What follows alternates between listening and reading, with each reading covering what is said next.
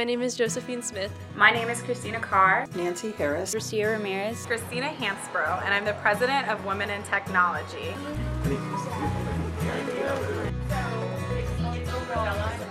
Whereas all the open source.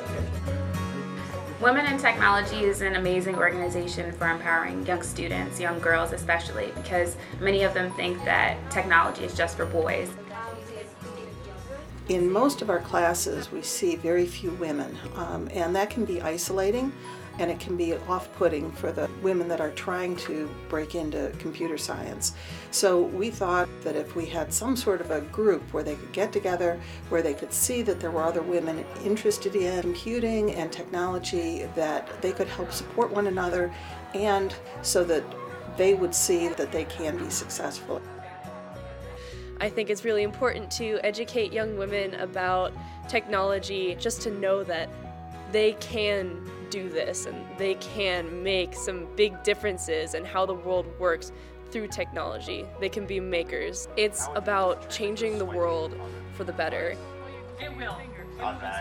I think the beauty of having women in technology fields is that we bring a different perspective. We bring a different persona to the table. You can bring that feminine aspect to it and intrigue them more when they're younger, starting with our digital event, Duke's Inspiring Girls into Technology Across Limits. It's an annual event. This is our second year of hosting it.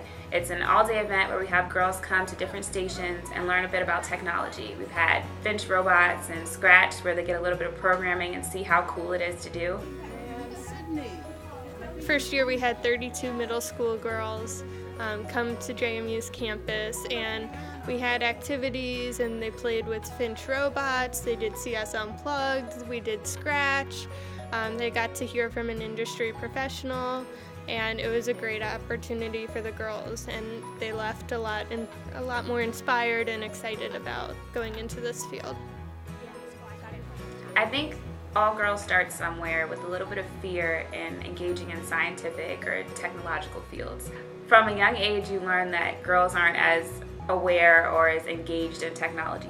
And I think starting small and maybe getting engaged in smaller scientific projects or science fairs and building up that confidence to engage in bigger things. No, you're not going to have to do rocket science, but it's good to learn about the different aspects of technology and really see what relates to you, because you'll never know unless you try.